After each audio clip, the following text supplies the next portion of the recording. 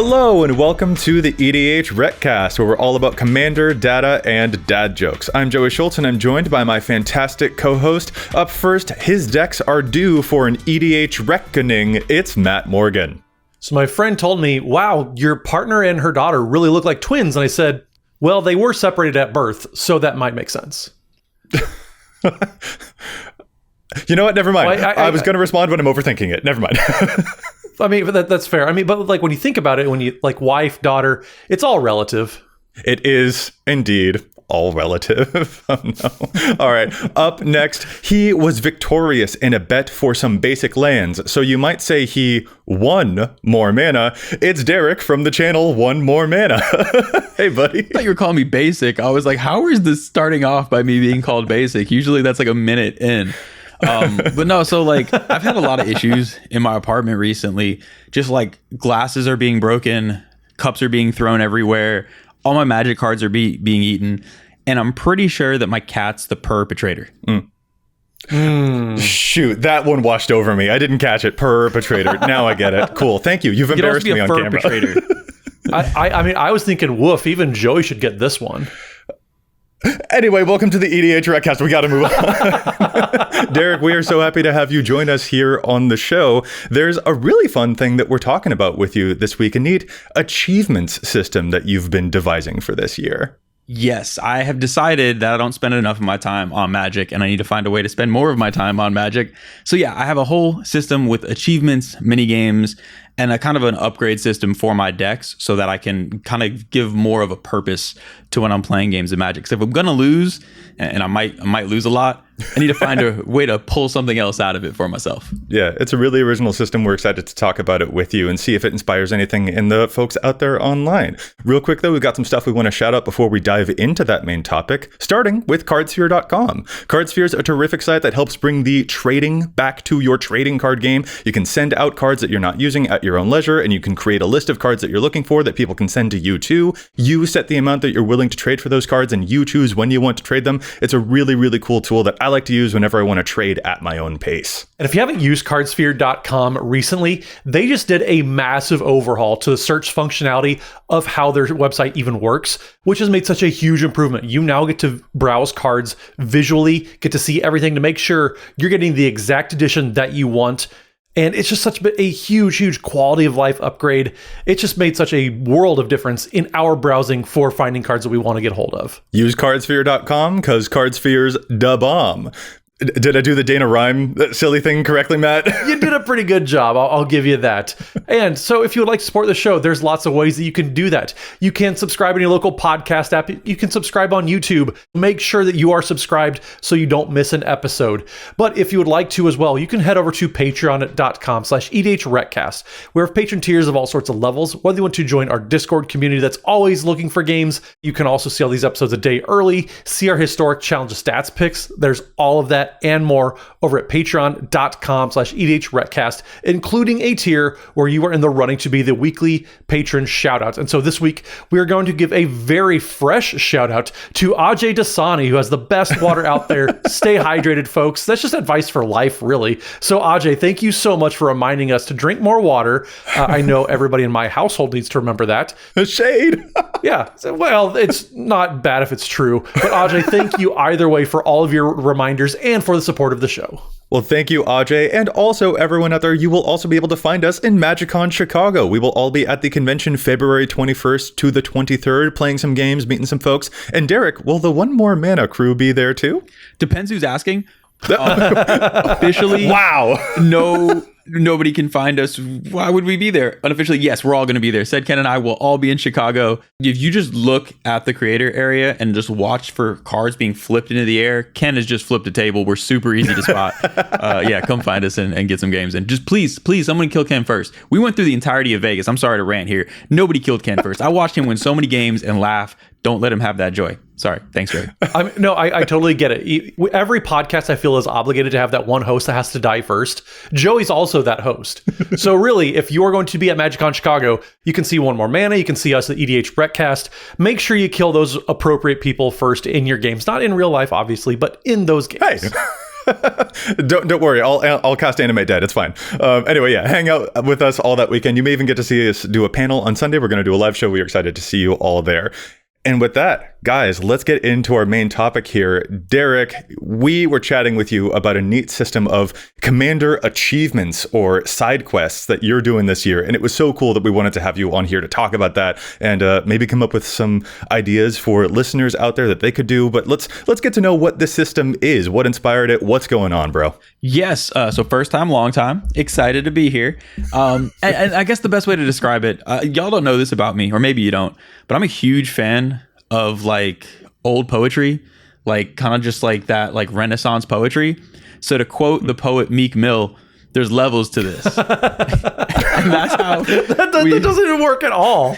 That's how we break it down. So there's different levels to this achievement thing. You can have it. He's a Renaissance poet, right? I'm pretty sure I read that in school. So there's different levels. You can do it kind of in a more casual way where you basically have mini games, side quests for your decks as just a way to spice things up and have some kind of cool things to do outside of just directly winning the game. You can also do it where you kind of have an achievement system, almost like a video game achievement system where you have all these different side quests. And after you check all of them off, you earn some sort of upgrade for your deck. And then there's also kind of within that an achievement system where you can track certain stats for your deck. And in a similar way, when you hit certain criteria and certain things you're shooting for, you earn those upgrades. So it's a way to, for me, I love Excel sheets and I love to see numbers. So it's a way to bring that into my decks. And it also helps me use some self-control and not spend all my money on shiny things until I reach these certain thresholds and kind of earn my way there for each of these decks.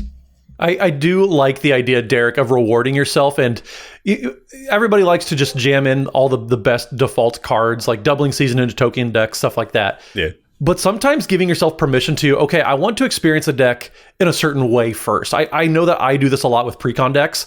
I know that I want to at least play the precon out of the box a couple times just to experience what that deck designer had in mind and see what the commander was meant to do, as it was intended. Yeah. And then I can give myself permission to, like you said, upgrade decks, change decks around, and really kind of earn a reward for that. Yeah, it really does sound a lot like Xbox achievements, or for any Frosthaven players out there, I play this game Frosthaven where there are little side missions you can do during a battle, and if you manage to win that and also accomplish this other thing on the side, you get even more rewards after the battle, which is kind of fun, and it's neat to tie that into the game of Magic. And for folks wondering, Derik has done a video about this on the One More Mana channel. We will have a link to that in the description. Honestly, you guys are up to some amazing and truly hilarious stuff over there on the One More Mana channel. Everyone go subscribe to the One More Mana. Like, they are so fantastic. And you get into it a bit more in depth in that particular video, but we wanted to talk about it here and maybe bank shot some ideas off of each other about other weird side quests that we could all be accomplishing out there here in 2025. Yes. So Derik, what even sparked this idea in your head then? Because, were you needing some variety in your games, or what just got you thinking along this line? Oh, it was 100% self-control financially to not spend all my money on a new shiny deck. So I'm very much, I'm like the dude who shows up and says, I love you on the first date to every one of my decks. I think it's just going to be forever every time I build the deck. And I get so excited. And so I have a Megatron deck that I love this thing. And I've had it for like 2 months. And I really wanted the Shattered Glass Foil Megatron, like so bad. I'm a huge Transformers nerd. I was like, I need this in my life. It's like $200. And I just sat there in my cart and I'm like, this makes no sense. Because in 2 months, when this deck is in 70 pieces, I'm gonna be staring at this thing like, why did I do this to myself? So I was trying to figure out a way that I could earn this for myself, that I could make myself get this card and feel good about it. And that's when I realized, like, what if I had stats for this?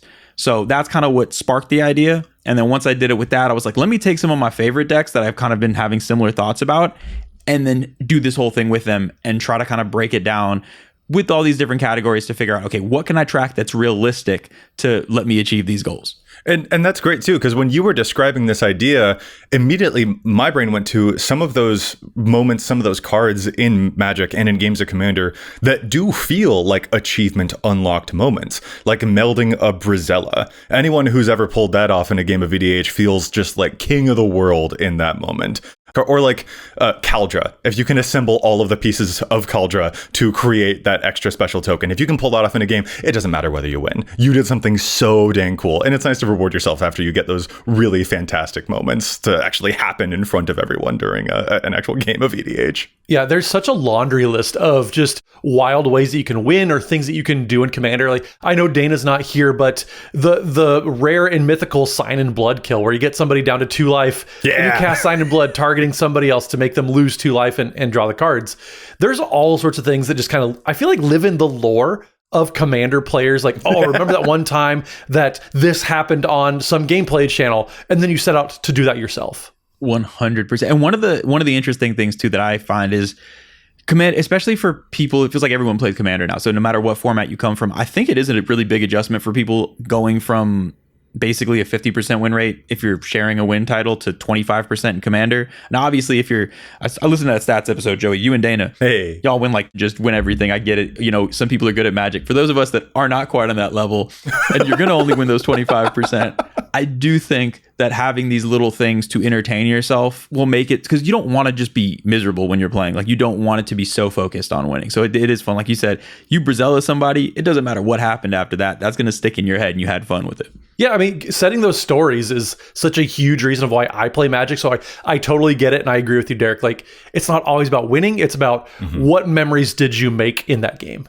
100%. And Matt, speaking to your point about like the lore of EDH, the things that can happen in games, like those times when someone casts a Chaos Warp on something and then you flip into that same thing, comes back out again. That's like, the worst. Yeah, but like, unless it's you that got hit by the Chaos Warp thing and you get your thing back, then it's awesome. Yeah. But like, those are the moments that we do kind of live for. So that's why I love this idea that you've come up with, Derik, to not have like a New Year's resolution. This is a very different take on that. And it's something that really reminds you of the fun. It gets you back in touch with the novelty of game experience, like those Chaos Warp moments, or like the time when you get to door to nothingness somebody in a game, or you manage to flip an Azor's Gateway during a game, like things that are actually kind of wild to pull off. And they're way more memorable than who won what. Oh, 100%. And I do have kind of some beginning categories for people too, as far as like, if you want to get into it, kind of what's the best way. We mentioned meld cards, which I think are probably both the easiest and the most fun. Like, I've never not felt good melding something. I don't care what situation I'm on. Yeah. Even the one from the Eldritch Moon with the little rats, graph rats, and the other one, it doesn't really do anything,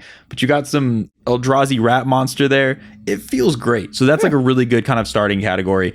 It could work all the way up. I remember I had a deck a few years ago, my Bosch deck, that I used to run the Panorama basic lands from Mirrodin. And my little thing was I needed to get the Panorama out. That's so cool. So I ran a bunch of land tutor effects in mono red so that I could have my shiny Panorama on the battlefield, which is like, you need to spend so much time in Magic to even know that exists. So that's like a level of like that you could do whatever to where it affects the game, it doesn't affect the game, and whatever makes you happy like that. I mean, that's like somebody trying to play a 5-color deck and they have the Kamigawa panorama of the basic land arts, like all splayed out, like that type of accomplishment. I totally get that. And it means absolutely nothing in the gameplay, but it means something to you. And that's really what matters. Yes. Yeah, I absolutely adore that. And there are tons of really cool examples of this, I think, that you can try to aim for that are legendary moments. Like, if anyone's ever seen someone with a Platinum Angel out or something that prevents them from losing the game and they win the game at 0 life. Yeah. Like, come on. Even if you're the one losing that game, you've got a smile on your face. Oh, absolutely. I mean, any alt win condition, I would say, is a really, really good way to start with this, because a lot of them, especially the harder to pull off ones, are actually really super satisfying. I've had one Mael's Aria victory in my entire Magic career, and I remember that game. Nice. It was so satisfying. It was so fun, and it sat there doing not much for a while until it finally won me the game. But I will always remember that game. So anything with an alternate win condition or cards that like require some hoops to jump through that say you win the game, those are a really good place to start in my mind. Yeah, and the hard ones, not the Thassa's Oracle ones. We're talking about like Mortal Kombat. No. Get out of here with that. Yeah, it is. It's definitely the more complicated it is. I think the more the way I like to look at it too is if I'm trying to like make these little achievements, and Sed does a ton of this too. Sed has been doing this for years, just not in a formal way. It's if you get a table reaction of everyone either giggling or looking at you like you're crazy, that probably means you're on the right track. Because the way I look at it is like, if you go ahead and spend 30 mana to make a Dark Depths and to create your Merit Lage, that's going to be something people look at and be like, one, why did he do that? And be like, I think he just did that. And it's like, that's going to bring joy to the whole experience for everyone versus like, you cast a, you could spend your mana, cast a Smothering Tithe, and just literally take the net amount of joy in the world, take some of that and just get rid of it forever because it was just cast. So there's like different things you can do to try to, contribute to the pod. Well, and if anybody's listened to your show and knowing both Sed and Ken personally, they define fun in very, very different ways, as you described, from cards flying everywhere. But it is so fun to see what people value in those games and what they kind of, like you said, you're rewarding yourself. So you're setting different goals for yourself in different decks too. Mm-hmm. And so all these different goals that people can come up with for their decks, it's so fun because it's the goals are just as varied as the people that are playing those decks. I think that's the nice thing about it being so informal is it doesn't matter where you find that joy. Your side quest can be anything. I mean, if you're Ken, it's probably get everyone to scoop because they're so frustrated and they're questioning life decisions. Do you like that? That's perfectly fine. But it doesn't have to fit any sort of archetype or anything like that. And honestly, nobody at the table even have to know about it. It can just 100% be like, this is for me, just in my own little mental thing. Let's see how it is. And it's great. Like, it's a cool way to give you those things to do. And another nice byproduct of this as well is that if you are giving each of your decks a side mission, a side quest, an achievement to attempt to try and accomplish by the end of the year or something like that, that does also encourage you to play each of those decks more rather than defaulting to just the same small handful that you pick. And that's another nice side benefit of this that I really enjoy. Like, oh yeah, I've played this one a lot and I've accomplished that thing here. But man, there's this other deck that I've been ignoring for a little bit this year. And I want to see if I can make it do the cool thing too. And that can give you that opportunity to fall in love with all the different decks that you've built all over again, rather than accidentally there are some that you leave alone for months and months and months and months. Yeah, Joey, I would say there's a lot of different benefits that you can get from setting different goals and challenges for yourself and for different decks. But I love the point that you said about it's going to encourage you to play different decks. I feel like the whole topic came up because, Derik, you said you had a goal for a specific deck, but setting that for all the different decks out there, it's just going to encourage you to have so much more variety and maybe resurrect old decks. Because I have favorites. I will play the same 4 decks all day, every day. Mm-hmm. But I do have more decks that I would like to play and get some experience with. And so that is definitely one reason that setting goals for decks and trying to do different things can absolutely pay off, because you're just going to have so many more experiences that are going to be different from game to game. Yeah. I also think having these kind of mentally noted, I have so many decks that I forget why I used to love them or forget why I used to play them. And then all if I do randomly pick them up and I start playing cards, I'm like, oh, this is actually fun. Yeah. Why have I not touched this for 3 years? This is ridiculous. So it is more of like a system of knowing, okay, this is what this deck wants to do. This is what this deck wants to do. But kind of the other portion of it that I really love is that upgrade path ish, that kind of aspect of it. Because in my mind, if you do this with your decks and you notice you're having a lot of fun, you really enjoy. You made your Brazella, you made someone scoop, you made your dark depths into a Merit Lage, whatever it may be.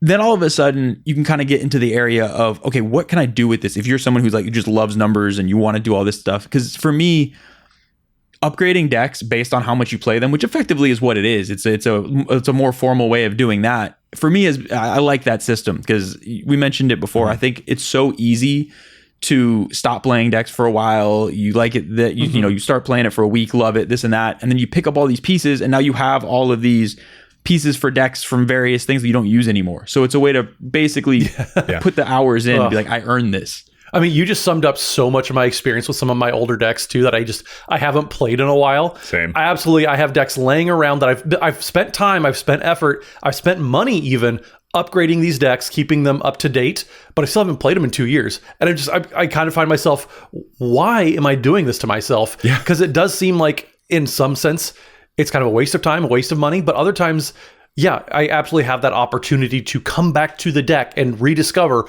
why I built it in the first place. Because sometimes you get to rediscover, like you said, Derik, oh my gosh, this deck was a ton of fun. Yeah, I did a video on this channel called Completed Then Yeeted. I played one game with a deck and I was like, cool, I've gotten everything I needed from that experience. And I was like, why did I spend so much money on this? And if I had especially splurged on that deck, and then it turned out the actual experience of playing it in game, I got everything from the deck that I was looking for. Oh, it's awful. I played it for only a week. I would have been like, dang it. So having something like this in place is a way of preventing yourself from splurging quite to that same effect until you've guaranteed to yourself that, yeah, actually, I do enjoy this this deck and I do want to keep it around, and that prevents you from impulse buying in a way that I think is also very helpful. So another really cool perk of this type of system. I was about to say, I'm sure both of y'all have probably had the experience of looking back at old carts from ordering cards and being like, why was I doing? Why? If I'm really, I feel seen. Yeah, I feel seen. That's the worst experience ever. But also, like, sometimes you do find that you are like, oh man, I really did get a good deal on that one card when I bought Cyclonic Rift for 80 cents because nobody cared about it when it was first printed. Stuff like that. Sure. That's always fun. But then other times I'm like, ooh, gosh, what you doing, Matthew? Did I need a $30 Great Henge? Probably not. I probably didn't need another Great Henge. Oh, that's all you spent on Great Henge? I spent more. It's a bargain. But I love it. Yeah, totally. Well, there are a couple of other personal specific quests that we've set for ourselves in 2025, and I think we'll get into some of those granular details in the latter half of this episode. For now, though, we've reached roughly a midpoint. So Derik, how about you join us for challenging the stats on EDHREC? Mm-hmm. There's so much data on the site, but we don't always agree with all of it. We'd like to find some over or underplayed cards. So let's take a quick break for Challenge the Stats. Hey everyone, we're really excited to share an awesome announcement with you all. So the EDHRECast is thrilled to announce that we are officially partnering with Dragon Shield moving forward as our accessory partner. We have some amazing collaborations for the future. We are so pumped to do this. The first EDH deck I ever built, I sleeved up in Dragon Shield sleeves, and there's something really special and nostalgic about being officially partnered with them after all these years. It is so cool to finally and formally make that happen. And also, we make a living doing Magic stuff, so we're always on the search to find the best stuff to make our Magic lives easier. And I don't know about you guys, but I am a very heavy mash shuffler. Like, I crash those sleeves together, and let me tell you, Dragon Shield mats do not split, which is just so fantastic. Well, and if you want some of the best options too, you have every color under the sun to pick from. You have art sleeves, you have the double mats. Oh my gosh, we are so excited for this partnership, and we just cannot wait to see what the future holds, because there are some very cool things on the horizon. Yeah, I love those matte art sleeves. My brother has a whole collection of them, and let me tell you what, I have been jealous. So I'm excited to see this finally happen. Super fun. Yeah, so keep an eye out in the future for everything coming between the EDHRECast and Dragon Shield. The future could not be brighter, so we are so excited to take you all into the layer moving forward. Thank you, Dragon Shield, protecting your cards in style. This episode is also brought to you by Archidekt, an amazing deck building website with the best playtester in the game. Seriously, give that playtester a look if you haven't already. It's top notch and so intuitive. The way that things can be moved and grouped and copied, and even adding extra counters to all of your stuff is a total cinch. You know you love playtesting before you commit to buying any cards, and Archidekt makes that super easy. And whenever I'm updating decks, whether I'm importing a whole list of cards or just adding a handful here and there, it is super easy to do because you can actually drag and drop cards from Scryfall or from EDHREC directly into your deck on Archidekt, and they will load into your deck super fast. That is so dang cool. Give archidekt.com a look. That's ARCHIDEKT.com. Genuinely my favorite deck building website. Can't recommend it enough. All right, I'll start us off this week with our listener-submitted Challenge the Stats pick, and that is from user Trees in our Discord, who submitted a really spicy pick here. The card Nanogene Conversion is an interesting little spell from Doctor Who, a 4-mana sorcery. You choose target creature you control, and each other creature on the battlefield, including your opponents, becomes a copy of that creature until end of turn, except that that copy is not legendary. So this is an interesting way of perhaps making multiple copies of your own commander. Kind of an odd spell, perhaps a little bit niche to find the right use for it. And boy howdy did Trees find the right use for it. This card, they say, in their Captain Nagathrod deck, has done some true wonders. Captain Nagathrod is the Dimir Horror Pirate, a 3/6 with the ability Horrors you control have menace, and whenever a horror you control deals combat damage to a player, that player mills that many cards, and at the beginning of your end step, you choose target artifact or creature card in an opponent's graveyard that was put there from their library this turn, you put that onto the battlefield under your control. A lot of horrors in this deck that you are piling onto the battlefield from making your opponent's mill. And an interesting thing to observe here is that Captain Nagathrod has the ability, whenever a horror you control deals combat damage to a player, they mill that many cards. So if you have a board full of a couple of horrors, and then you use Nanogene Convergence to turn your 5 creatures all into Captain Nagathrod's, and they're all giving each other menace, which is a little redundant, that ability to mill them, that's not redundant. If one of your creatures then hits an opponent, one Nagathrod will say, cool, mill that many cards, then another Nagathrod will say, cool, mill that many cards, then another Nagathrod will say, cool, mill that many cards. You you are supercharging your mill here, and they will each trigger on your end step to get you a whole bunch of stuff from what you milled back onto your battlefield at the end of the turn. The fact that this turns your opponent's stuff into Nagath rods is not even going to be all that relevant to you. All you need is one cool turn with a couple of horrors that all become a copy of this commander. Nanogene conversion will indeed convert your opponent's library into a bunch of stuff on your battlefield. Trees, this is a really, really cool pick for this commander. What a great spot for that card. Folks, if you are playing Captain Nagath-Rod, give this one a look. It's currently only in 69 total of the over 12,000 Nagath-Rod decks out there. This is a great challenge to stat submission. Thank you so much, Trees. All right, so I'm excited to finally challenge some stats. Again, first time, long time, and I'm ready to rant about my Megatron Tyrant deck. So Megatron Tyrant likes to make way too much mana, and there's a card that for some reason is not popping up in enough decks, and it's Outrageous Robbery. Outrageous Robbery is black, and X. Basically, you exile a whole bunch of cards face down off of an opponent's library. You can play them as long as they're exiled, and you could spend mana as though it were mana of any type to cast them. So basically, you're just pooping out mana with Megatron. You get to just take a whole chunk of someone's library. What makes it better is you're exiling them face down. So you get to also tilt them in the process because they have no idea what you're taking from them. And apparently, if I'm using EDHREC correctly, this is only in 12 Megatron decks, which is insane. So y'all, actually don't put it in. Let me do this by myself. Don't exile my stuff, but just admire what I found.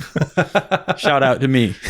That's amazing. I have seen a nutty amount of mana produced by Megatron players out there. That thing produces so much mana. This is a cool mana sink for it. It gets wild. Yeah, that deck pops off. All right, well, let me get us wrapped up with my challenge, the stats this week. So this one doesn't come from a listener-submitted challenge of stats, but it did come up in a conversation I had with some of our patrons in our Discord server that's only for patron members. So make sure you go to EDHRECast Patreon to get into that. But we were talking about Heir Apparent decks and all the different flavors that come from it. And a card that popped up in conversation I saw on a couple different lists is Hourglass of the Lost. So this card I didn't even know existed. I totally missed this card.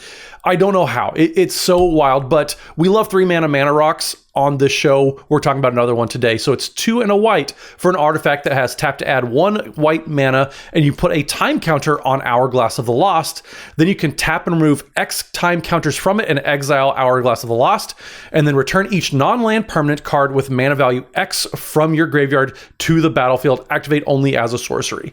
Now, we were talking specifically about Heir Apparent decks, which the deck is designed to put a whole bunch of the same card into the deck that all cost 2 mana, but there's a lot of different decks that allow you to do this, whether it's Persistent Petitioners, you have Shadowborn Apostles, all of those different cards that are all about putting a whole bunch of copies of the same card into a deck. Hourglass of the Lost oftentimes get 5 or 6 permanents back. I think people kind of got hyper focused on the fact that it has to be an exact mana value to bring back. I think this card is just wildly fun. It's all about reanimating. So Joey, you're going to love this card too. But I'm surprised it's only, it's not even showing up in 7,000 decks currently. And I do think that is incorrect. So if you're playing any sort of deck that has any of those cards like Heir Apparent, Persistent Petitioners, you absolutely want to give Hourglass of the Lost a look because it's such an easy way to recover from board wipes. I absolutely love this. Make sure you're just giving this card a second look. I think this one probably got lost. I want to say it was from the Energy deck in Modern Horizons 3, which is an odd home for it. It was very odd, yeah.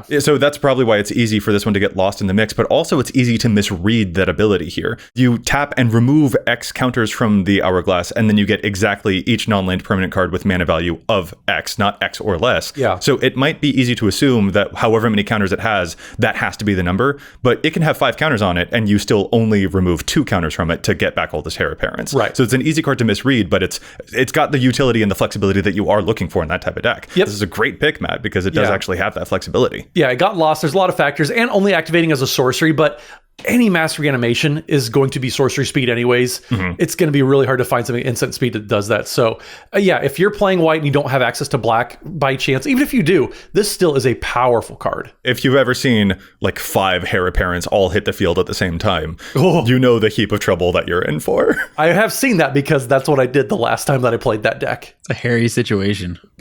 I see what you did there. Well, and Matt, that almost makes me wonder, like, what is the total number of Heir Apparents that you could make on the field? That'd almost be like, It could be an achievement that you set for yourself this year, he says, knowingly segueing back into the main topic of the show. Oh, yes. Very weird. So, I mean, in the example of Heir Apparents, I've only gotten to play the deck a few times so far. So my number isn't super, super high right now, but I absolutely do love taking track of all the different wild board states that I accumulate, whether it's, I have a Coma deck, which is all about making as many coils and then copying Coma. So the deck is called Coma Chameleon because I am a troll on that level, but it's absolutely so fun to make as many non-legendary copies of Coma and see how many coils I can make from there. So I've had, I think it was 87, and I'm not using doubling season or anything like that. I want to do it the hard way. It's kind of how Dana's rubbed off on me. So no doubling season, but I've had so many different situations of just half the pictures on my phone are either dog memes or pictures of Magic the Gathering board states. Yeah, you make some gnarly ones. And I like that idea, which, Derik, this is something that is especially true of the achievements that you set for yourself, is that you are actually trying to beat your own records, is sort of what it sounds like. So Matt's trying to make as many Heir Apparents as he can, or as many Coma coils. And you've got a couple that feel quite a lot like that too when you were designing the system. For sure. I do want to point out, Matt, you said playing Coma on hard mode. I feel like that's putting like a suboptimal grip on like a giant bazooka. Like it's still it's only going to change it so much. It's it still does get out of hand, absolutely. But I'm not playing a whole lot of like doubling season effects. Like I still want to do a little bit of work. I got you. Even though Coma, I agree with you. Coma does a lot of the work by itself. I'm just like the vessel for all the things to happen. That makes sense. So it's like the pull-up assist on like the lowest assist level, where it's like totally there's some assist being there. Listen, how I do my pull-ups is none of your business, and the fact that I can do 1,000 of them is just for me to show off. Well, I'll make sure not to challenge you to a pull-up contest. Then I got my 3.5 and I call it a day. But yes, counting my stats. So I'll get right into, I think my best example and the easiest example is going to be my Megatron deck. Because obviously, look, I know I have Optimus Pride behind me, but Megatron is my main lover when it comes to Transformers. And that deck, I just can't basically, I track his kills. That's all I care about. And that's what I love about the achievement portion of this versus the minigame portion is you can be as simple as your commander does something, count how much that happens. The Heir Apparent's a great example of that, of the deck does something, just count how many you get. It doesn't have to be too deep or like extra like that. So with Megatron, literally, I'm just going to, when he does his effect and he flings an artifact at a creature, count how many creatures are getting killed over the course of the year. I'm also going above because I want to track a KD, because I was awful at first-person shooters growing up and I never had a positive kill-death ratio in my life. So I'm determined to... Same, Derik, same. Yeah, so this is my version of revenge. I'll have a positive KD. Probably won't still, but... So I'm tracking all those creatures that are getting shot, and it's cool because then it's just like, okay, if a few months go by, I think my goal for the year, like my big goal is to get 100 kills with it. And I can, it makes me want to grab that deck because I'm like, okay, I'm at 25 kills. I'm 2 months into the year. I need to step this up or I'm never getting that shiny shattered glass foil. I need to figure out what I'm doing here. And I especially enjoy the idea of like, can I meet certain thresholds and then surpass them and like give myself that challenge too? Because it's something that you do want to accomplish in the game kind of anyways. An example for me, I've got a Jeskai Time Counters deck and I've got a Chronozoa in there, which is a little vanishing illusion germ flying thing that if it properly vanishes, it will mitoticize itself. It will split into 2 copies of itself. And I've only ever been able to make like 4 total copies of a Chronozoa, but dang it, once I meet that and I'm like, ooh, cool, now I'm at 8 copies of it. Or if I can beat like 20 copies of that, like watching that number go up and up and up, and like, how much more can I actually get off of this really dumb germ from Planar Chaos? Like, what can I do? I'm excited to see number go up. Yeah, so Joey, you talked about Chronozoa, and like that's Joey math. Like we have girl math and everything out there. Matt math is trying to figure out Starlight Spectacular and how much damage he can deal with that. Sure, yeah.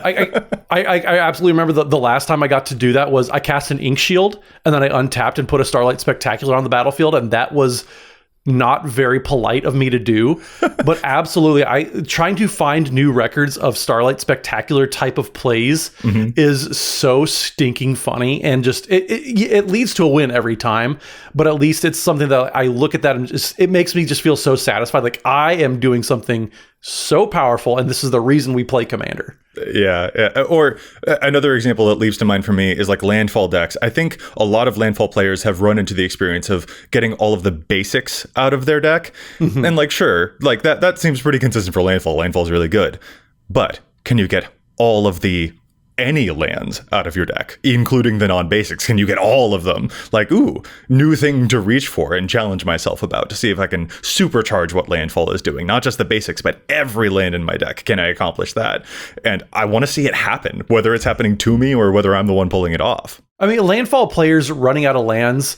I am a landfall player. I have an Omnath Locus of Rage deck that I've had for years and years.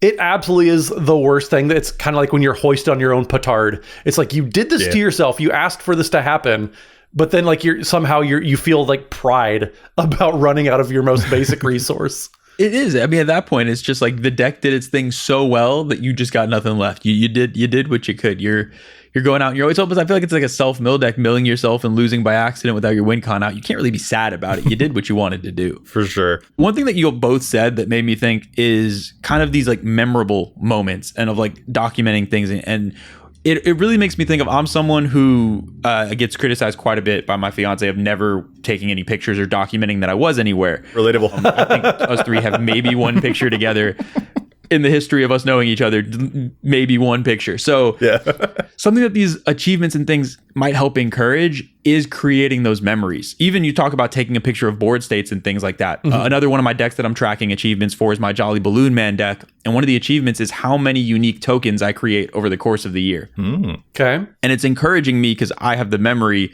of a goldfish to take a picture anytime I make a unique token so I remember. So when I get out my infinite token, draw everything on there, I'm going to take a picture of that. So I'm like, okay, I know I've had this token before, but it's also like a memory of that game. And so, because if you ask me right now, 2 months ago, what happened in a game of Commander, I'm going to look at you sideways because there's 0% chance I remember.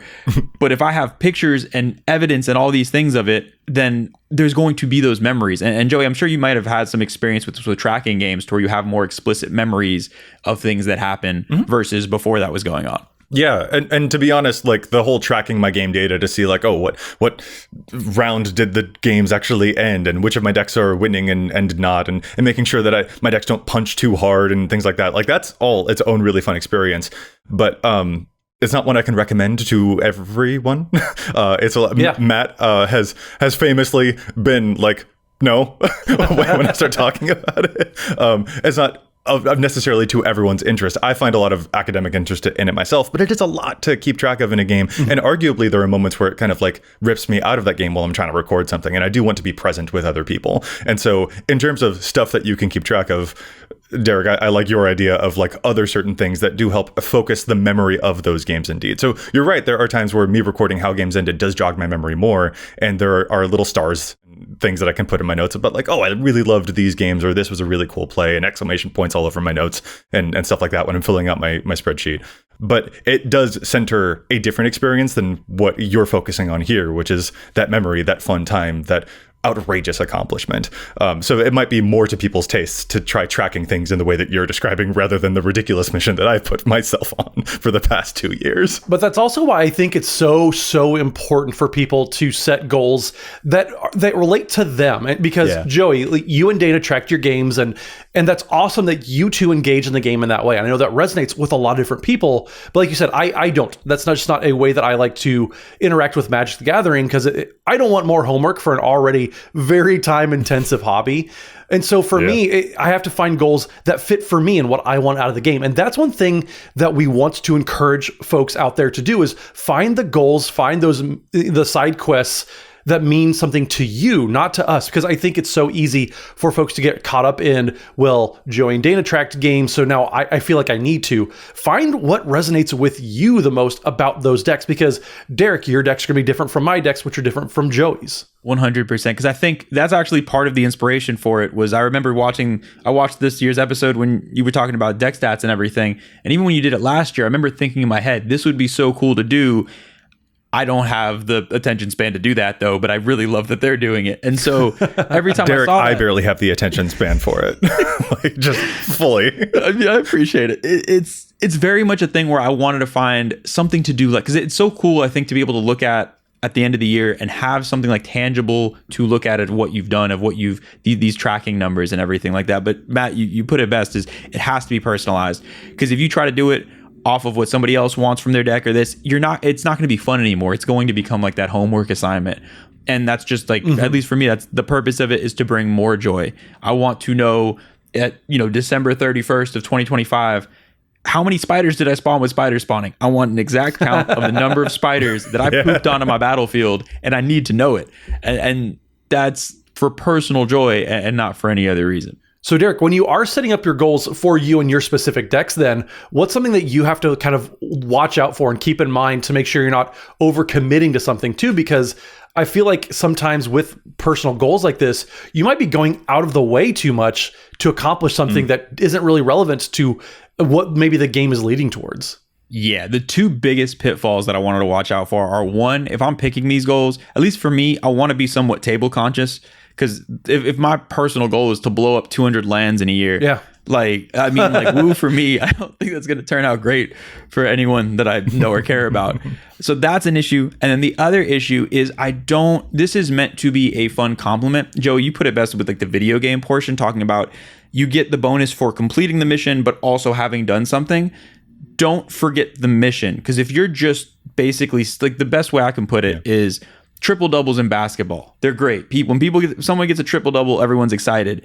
If you're 4 rebounds away and you're just missing shots on purpose, bouncing them off the bottom of the rim to get rebounds, okay, somebody's going to fight now. You're about to actually have like a fight on the basketball court because nobody, like, what are you doing? So you don't want to just stat pad in a game. So you don't want to let it, if your goal is to make 1 million spiders this year and you have a way to win the game on your turn, don't say, oh, well, now I just forget that. I have a win on board. I'm going to do this instead. It's not meant to take away from the actual goal of the game, but more meant to complement it. Or if you get to your goal of winning the game through that, have a reward system for it.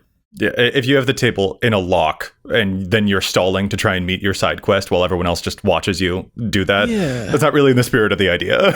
But I mean, it's absolutely makes a ton of sense. I like your triple double analogy there, Derik, because like you look at how are you getting those triple doubles too? Are you a Russell Westbrook who's never won anything, or Nikola Jokic who has won championships? Are you doing that to complement what the table is doing, or are you doing that? Are you going out of your way to look out for your own statistics and finding ways to do things? Like, I think that was one fault that I had a little bit with some of the cards that I had in my Council of 4 deck, where I wanted to see how many of my opponent's things I could steal, but I had to remember the setting too. I played that deck on webcam a lot, and that doesn't translate very well. So it very much became a distraction. Not just, it wasn't so much the theme, but it was where I was playing it and was that setting appropriate for my Council of 4 deck to be played. And that very much was not. And I had to learn that lesson for myself. All right, Matt. So I'm a big Russell Westbrook lover, and I really want to tell you how wrong you are. But I don't think I can. Oh no, that pads a lot. He gets his triple doubles. But shout out to him though. I mean, yeah, just don't be a Russell Westbrook when it comes to Magic the Gathering. You can get your stats, but everybody can still win too. I need to know. I need to watch. I'm trying to picture a Russell Westbrook because all he's known about is high energy. I'm trying to picture him playing Magic, of just like slapping down his first land for turn Llanowar Elves and just like screaming in like some sort of like war cry of like, let's go, like talking as much as he talks. That would be, oh gosh, that would be both terrible and wonderful. We are losing so much of the audience. I could do this all day, Derik, but for the sake of Joey too. Back to Magic. But also Joey. Hi. Joey, this is how we feel with Drag Race references. So welcome to the party. Well, yeah, fully, Matt. And I guess the only thing for me to do is to sashay away from that particular part of the conversation and move back into our main topic, I think. I even got that reference, Joey. That was good. Yeah. Well, we're there. But yeah, no, I think it's kind of interesting to go over a couple of other like personal examples out there that might be befitting for decks in case that jogs any inspiration and ideas out there for folks who are listening. You know, as an example, when we were talking earlier about a couple of those more personalized things, those missions to try and accomplish, I've got a buddy with a Dungeons deck. It's a Sephiroth deck. And usually with those types of decks, you do kind of go through just the same dungeon over and over again to try and get that Sephiroth trigger to reanimate some creatures. But I think an interesting one for any Sephiroth players out there could be like, can you accomplish getting through all of the dungeons in a single game, which still feeds the main game plan, but it also is like this cool extra thing to see if you can pull off getting through all 4 of the dungeons, including that initiative one, to see whether you can actually pull that off and still win. Like, that sounds really cool, and it would be so bespoke to that particular playstyle. And that's the type of like personalized example that I think might ring true for some folks out there in a way that sounds like fun. Like, if I managed to see that happen in a game, like, holy whoa, that'd be so neat, you know? Yeah, Joey, having the the accomplishments personalized to the deck and the play style of the deck absolutely matters. I know my Sam and Frodo deck, absolutely. The accomplishment I want to hit more than anything is to deal combat damage with Sam while he's equipped with field-tested frying pan for lethal. Yeah. I don't think that's ever going to happen, but I really want it to, and that's something that I'm working towards as I keep playing that deck. Matt, I've done it. It's worth it. It's so worth it. Yeah. So good. That frying pan is a house. Amazing. Okay, well, Now I have to experience this because Derik, if you get to, I also want to experience this joy. It's so good. It's so good. Well, it's funny, Matt. I thought that your accomplishment for the year would just be like, can you resolve a last March of the Ends? But I guess you have accomplished that. I have accomplished it. I've resolved my own once. I've resolved a copy of yours once too. So it was a glorious moment. Really, you've helped me accomplish that just as much as anybody else. Happy to help. Or for some other examples too, like I might try and track. I have that commander deck where all of the cards in the deck must say the word commander on them. Yeah. And in that deck, I've got a bunch of like lieutenants and commander storm cards and things like that. But the reason I built that deck was because of all of the backgrounds. I've got 2 commanders in that deck. And when your backgrounds are modifying the abilities of both of your commanders, it can get really, really spicy. But I think I've only ever managed to have like possibly 4 backgrounds in play at the same time of the like 20 that I'm playing. And I want to see like how high I can push that particular number. Like, can I get 6 backgrounds in play? Can I have those commanders modified by 10 backgrounds sometime this year? Like that would be this is bespoke to this specific deck. And it would be really, really rad to see how high I can actually manage to get that number up. Yeah, shoot for the stars with those because it's so fun to see some of the silly numbers you can get, but you want to work for it too. Like I know that I want to set a record for how many +1/+1 encounters I can put onto a creature. Yeah. But like doing it the hard way. Like I have a picture from when we were at MagicCon Las Vegas where Conclave Sledge Captain was able to make a Knight of Autumn absolutely massive because I kept flickering the Conclave Sledge Captain to put all of those instances of creatures dealing combat damage to put +1/+1 counters on it. So I had a 156, 155 Knight of Autumn. Ugh. That might be the biggest Knight of Autumn in history. I don't know, but I really hope it was. But I'm going to try to see how big like stupid small creatures can get because of little things like that. I hate when people are on their phones during games. I will always ask for permission to take a picture of some stupid, dumb board state because it's sparking joy with whoever it is. Coincidentally, Conclave Sledge Captains was what they used to call Matt back in college. I mean, I was a linebacker and then converted to safety. I played college football. So yeah, I did get to be a sledge a little bit, but I appreciate the compliment. You still believe in me like that, Derik. I do. Sorry, that name I was giggling. That name, for whatever reason, is such a fun name to say. I just couldn't help it. I also agree the effect's cool, but the name, it's a great one. There's a couple of really great names out there in Magic. I'm a big fan of Saddleback Lagak. It's just like, how can you not bring a smile to your face whenever you say Saddleback Lagak? Anyway, Derik, are there other achievements that you've set for yourself this year? Other side quests or things that you want to, thresholds that you want to conquer in your decks? No, so those are, and I guess to put them out there, those are the 3 decks. It is Megatron counting kills, Sidisi counting spiders pooped, and Jolly Balloon Man counting unique tokens made are my primary 3. But I do want to feel it out with other decks. Matt, you mentioned +1 counters. I have a Blaster Combat DJ deck that is all about modular and doubling counters and all that. If I get to a point where I get some like ridiculous number of counters, maybe that's something I'll look at for next year or to add to the mix. So I'll be kind of keeping an eye out. I also have a Frodo and Sam deck. Maybe I want to see how much life I gain. Maybe I want to see how many times Sam can backhand someone with a frying pan to death. It's all different things I'm kind of like open to seeing how it goes. Heck yeah. I'm here for that one. Yeah. I think there's one more for me, which can probably apply to any of my decks, but I do want to see if I can pull it off. And that's if I can manage to win a game by KOing each opponent in a different way. Ooh. Can I have combat damage knock out one person, life loss or infect or something like that knock out another person, and then mill knock out the remaining player? Can I defeat each opponent with a different method is a thing that I'm going to see if I can shoot for by the end of 2025. So that's the thing I love is there's so many different ways to take it where you could literally you're talking about like you could track ways killed. If you're someone who just loves Phyrexia, how many infect people or how many people can you infect out over the course of a year? If you love non-combat ways, like there's just so many different things to track. And the best thing is it's not real homework. Nobody's checking your answers. You could track whatever weird stuff you want. And there's no There's no responsibility to it. You could track it for 3 months, be like, I want to try something else. And it's just, for me, it makes it a whole lot more fun. Yeah, and the answers are in the back of the math textbook as well, so that's really helpful. Yeah, I think that's a really important piece of advice to leave off with is nobody's fact checking you on if you did this. It's something that you're doing to benefit yourself and your own experiences. And I absolutely love having something like that, again, it's as long as you're not going out of your way, you're not inconveniencing your pod mates all that much, have fun with it. Set some different goals and see how creative you can get. I absolutely would love to see some of our listeners.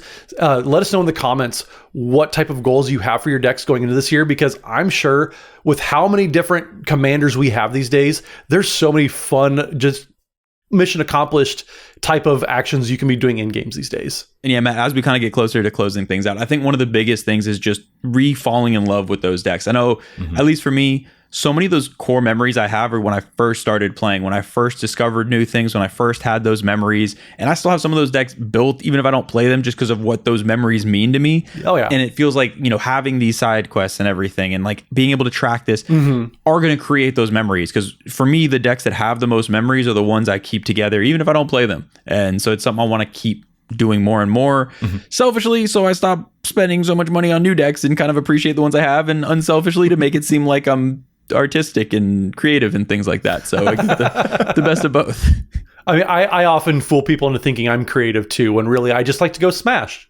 And I shouldn't have to apologize for that. It's the truth. And you absolutely don't have to, Matt. Yeah, Derik, thank you again for coming up with this, featuring it on your channel, and also talking about it here on ours. It's really, really cool. And I love this as a potential replacement out there for folks who don't love the idea of a New Year's resolution and having this accomplishment and side quest thing, instead getting back in touch with why they fell in love with their decks. And Matt, as you said, I'm so excited to hear what our listeners have come up with for some of their personal goals to achieve with each of those commanders and what those personalized side quests and achievements are going to be. I'm sure that our Discord is going to be rife with examples and cool stories very, very soon. I'm excited. But with that, I think we're going to call this episode to a close. So if our listeners want to get in touch with us, let them know where they can find you. Derik, tell them all about the One More Mana channel. Yes, come find us behind an Arby's, back alley. Bring it. We're waiting. What? Don't do that. Oh, okay. Sorry. You meant for magic stuff. My bad. Yes. Okay. So for magic stuff, you can find us on social media things. Twitter, we are at Mana Squad. Everywhere else, we're One More Mana. Check us out on YouTube at just One More Mana. We love to go on rants, love to yell things. We basically just put cameras on and yell at each other about magic topics, which is basically like the most nuanced way to debate things, obviously. So come check us out. We'd love to misevaluate cards and have a good time. And check out their gameplay episodes on Extra Turns and Shuffle Up and Play too, because y'all get up to some crazy hijinks. Yes, that's true. Thank you. Sorry. Yes, if you want to see us in gameplay, we've just look up a gameplay channel. There's a good chance we've snuck on set and just started playing. So whether it's Shuffle Up and Play, Commander at Home, Extra Turns, look at One More Mana with them, you'll see us freshly snuck onto set, freshly playing decks. I mean, it really is a testament to the vibe that the three of you bring to any given game when you're on so many different gameplay channels, just acting like chaos gremlins. And it's absolutely just hilarious to watch. Matt, that's the nicest thing anyone's ever said to me. I've always wanted to be a chaos gremlin. You guys are the funniest dang channel. Folks need to go subscribe to One More Mana right now. It's so excellent. Yeah, make sure you check out One More Mana and subscribe. Do all the things that you would do here too, because it absolutely is just, it's so fun to watch you all. Appreciate it. And Matt, where can folks find you online? So you can find me on pretty much any social media platform at Mathimus55. That's MATHIMUS55. And don't forget, we are going to be at MagicCon Chicago. We will be live. We will be on the side stage doing a little show. So we'll post up as soon as we know the schedule, when and where. But yeah, come to MagicCon Chicago. Come check us out. Get a game in with us. We're absolutely looking forward to meeting you all there. And I'm Joey Schultz. You can find me everywhere online at Joseph M. Schultz, and you can find the cast online at EDHRECast. Plus, if you've got a question for us or perhaps a challenge the stats submission that you would like to get in touch with us about, you can contact us at EDHRECast@gmail.com. Listeners, we'll be back at you next week with more data and insights, but until then, remember, EDH wreck your deck before you wreck your deck.